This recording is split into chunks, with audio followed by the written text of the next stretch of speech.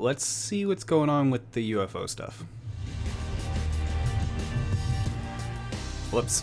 This week, whistleblower David Grush told News Nation that non-human craft has been recovered and kept by the United States in a task force retrieval program. The UAP task force was refused access to a broad crash retrieval program.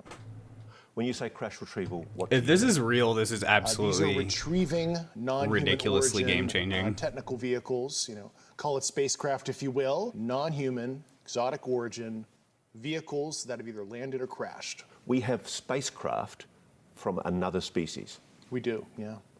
How many? That smile on his face is really funny. You are one of the most trusted former intelligence officials in the US defense and intelligence establishment. Yes, I was.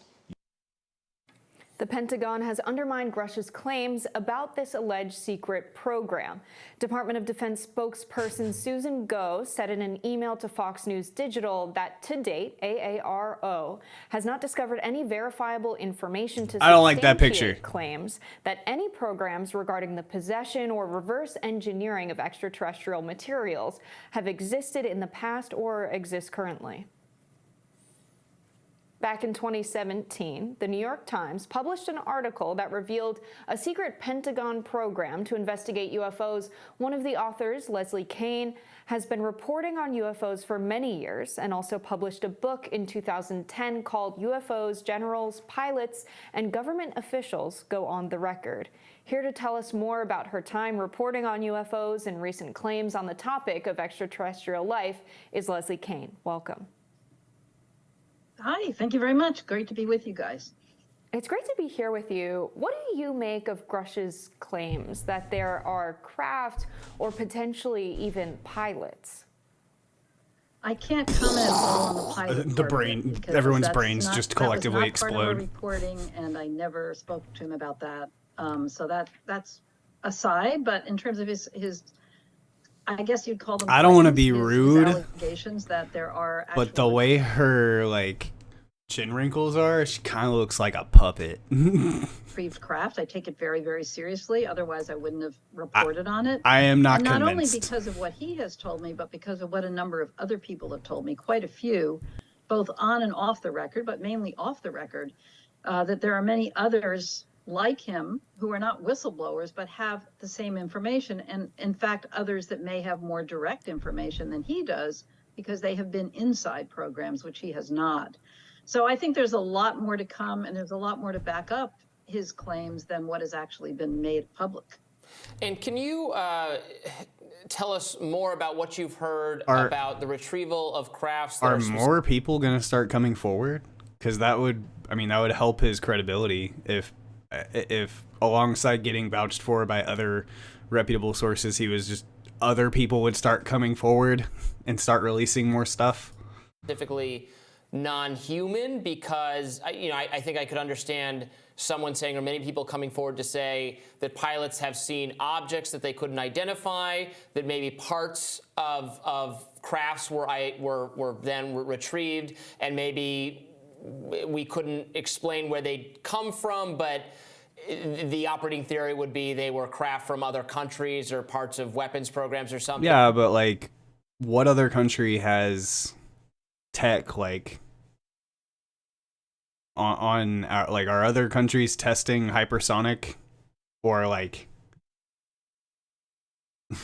ultrasonic even further beyond? Are other countries researching how to go Super Saiyan? Is that what's happening? This sounds like specifically it's being described as non-human, or there's something indicated in what was recovered that this originates off-world or something like that. Have you heard, when you've talked to people on the inside, the non-human part of it specifically emphasized, or just a mystery? Well, this doesn't originate from the U.S. government. We don't know. Right. It's a very good distinction. Great question, Robbie, because we have to make that distinction here. We are actually talking about non-human, which means these have been determined to be that through whatever scientific process has been used to make that determination. And all of that information is classified. There was one statement that Grush made in our story alluding to describing the types of processes that are used. I don't have it right in front of me. You guys might have it, but The problem is for us in the public is that all of the data on that is classified. But I do want to make the point that he's making a very, very distinct distinction here from, between something that's just anomalous and maybe we can't figure it out versus something that has actually been determined to be of non-human origin. There are two different things. And he's talking about the latter here, that these have actually been determined to be of non-human origin. And I have spoken to others who have confirmed the same thing.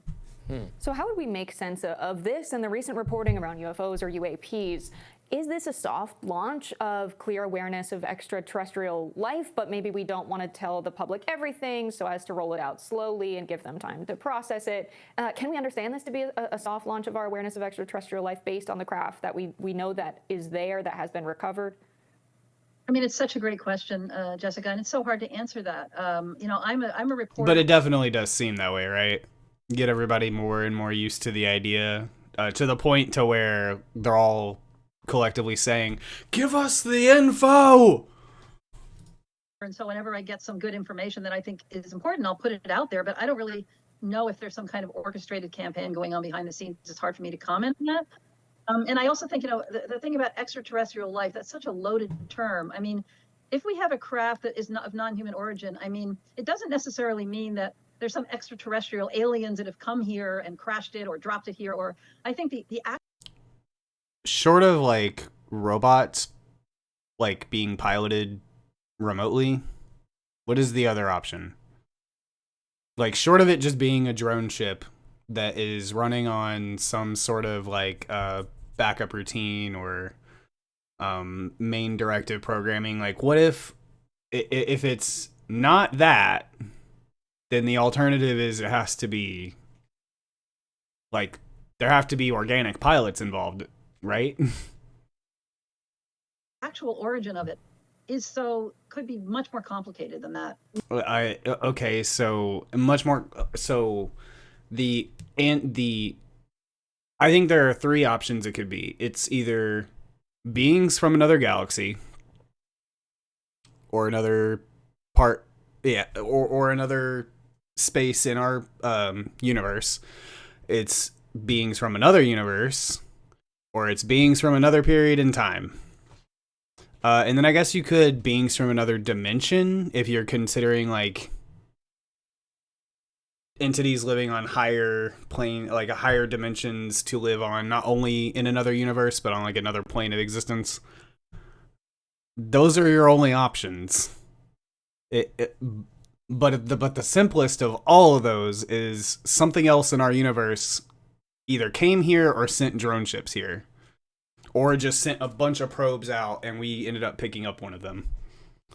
The concept of extraterrestrial life or a species sent a bunch of recon ships out. One of their pilots messed up and crashed.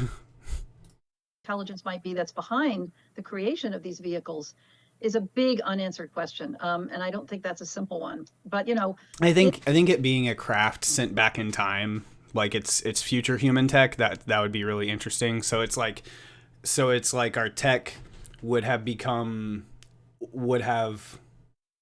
entered into a bootstrap paradox where like we got it from the future, but in the future we got it from the past. So it's just this constantly cycling thing where it's not really, there isn't a like pinpoint area on where we actually got it.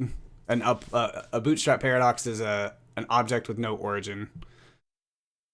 It is an incredible mystery, and it's an incredible claim to be made here. I mean, this is absolutely mind-blowing, and I think what's important about it is that it lead to further investigation, because there is no proof. I love that footage. And we don't have proof of that. I've seen it so many times. It's still so cool. People that he has spoken to that have provided him with information. So the Congress needs to take this up, and they just announced today that they do want to hold, the Appropriations Committee wants to hold hearings on this.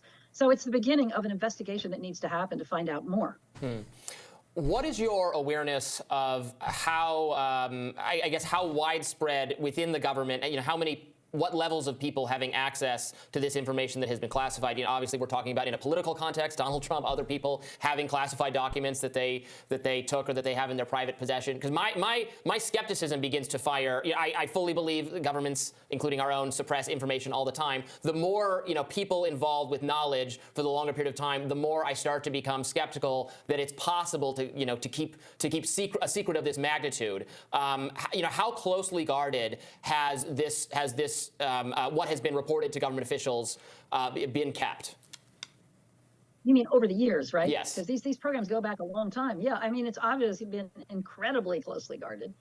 A few, people have come out from time to time and talked about it, but they haven't had anything to back it up, and they haven't had the level of credibility that David Grush has. They hadn't filed complaints with the ICIG. They haven't gone to Congress and given hours and hours of information. So this is kind of at a new level of any person that's ever come forward before because of who he is and how he's going about this.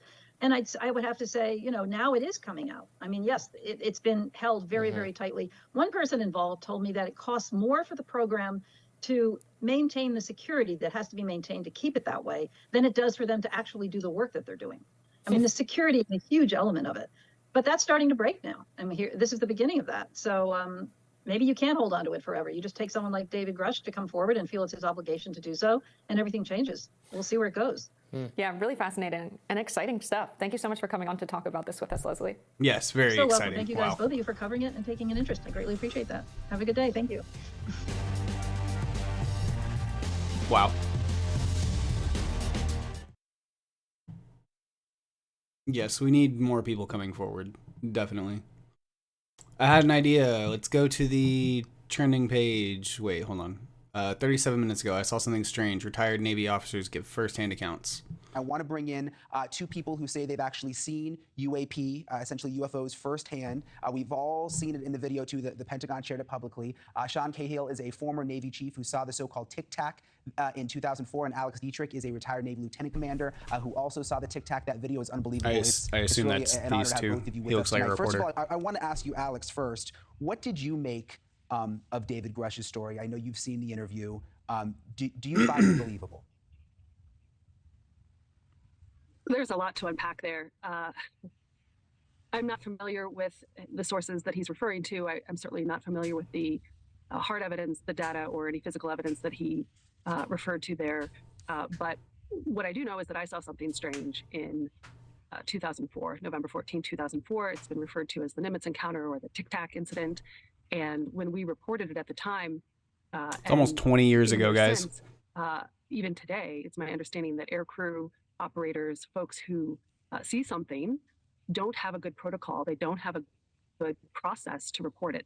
So you ride the subway and you see a billboard that says, if you see something, say something. There's an easy way to report a suspicious package. But if you're seeing something in the sky that doesn't make sense, looks out of place, especially around a military exercise or near a civilian city center, especially with the events of 9/11 still so fresh in our hearts and our minds, we need to have a protocol in place. We need to have folks who are dedicated and a system to report these and analyze these unidentified phenomenon. Yeah, and that seems to be the bigger issue here, regardless of whether you're a skeptic or a believer. The problem here seems to be that we don't have a system, a good, real, honest system where people can come forward who are in the military and actually report things and not to be made to look crazy and that kind of thing. Sean, I have to ask you, when you first saw the Tic Tac, along with a number of other people in the area and who were on the ship, I mean, did people take you seriously? Did you feel like you were being made fun of, or did you feel like the military was open to hearing what you guys actually saw? During the week of that exercise, we took it very seriously. There was no real ridicule on board until after the fact, when we were all trying to figure out what had happened. That was when we were making jokes and making light of the situation. But during the situation, we took it very seriously because there was an unknown aircraft in the vicinity of our battle group. I have to say that I cannot say with assurance that what I saw was the same thing that Commander Fravor or Commander Dietrich saw. I saw 5 to 7 lights in the sky move in a pattern that I'd never seen before throughout that point, decade of my career, and now 20 years worth. That seems commensurate with UAP. But I can say that this is something I followed for the last 5 years since the 2017 article came out, and I worked diligently at it, usually 24/7, as we say. This is a very present phenomenon now. It is not just that strange thing that I saw in the sky one time. Wow. I think the difference here, though, Ross, is when Sean and Alex talk about what they saw, we've got the video to back it up. And we've now got accounts from a number of people in the military who saw the very same thing. So it's easy to accept that. Oh, it's the hard it's the to go wind. I from was like, seeing that's this not video me, and is saying, it? okay, this is not explainable and clearly is something strange going on, to we have these crafts in our possession, we have bodies, there is a secret Cold War. I just think it's hard to make that leap for Americans when there's no hard evidence, when we can't see video or pictures. I completely agree with you. And I think that's why Mr. Grush is saying that people need to get Congress to hold the hearings where this evidence can be brought to light. He's not expecting people to believe him straight off, frankly. He's hoping that people will be skeptical. But what he's hoping, and what I think a lot of people are hoping, is that Congress will suddenly find the courage to start demanding answers. Because I know evidence has been presented to Senate committees particularly, and I know that there's been meetings in the Congress attended by senators where information has been discussed relating to the crash retrieval program. And I also, by the way, have information that suggests the National Security Advisor, Jake Sullivan, attended at least one of these meetings. So I think the president probably, or at least his most senior advisor, does know. And we're in a situation now where it's incumbent on the Congress and the president to be open about the fact that it doesn't appear to be forthcoming with that evidence. Thank you for watching. Go to newsnationnow.com to find News Nation on your television provider. And don't forget to click the red subscribe button below to get more of News Nation's fact-driven, unbiased coverage.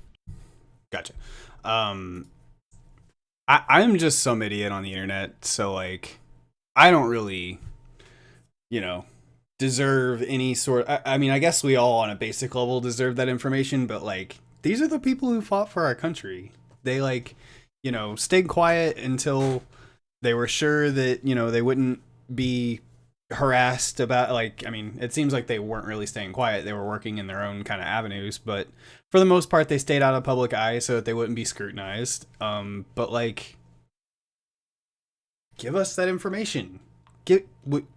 We need it. If it's gone from this thing that was really rare and weird and has transitioned into now it is something that Navy pilots see on a regular basis, and there are people coming out saying look, this is real, here's all my experience, here's my credibility, please believe me. I don't know, I feel like this more needs to happen with this.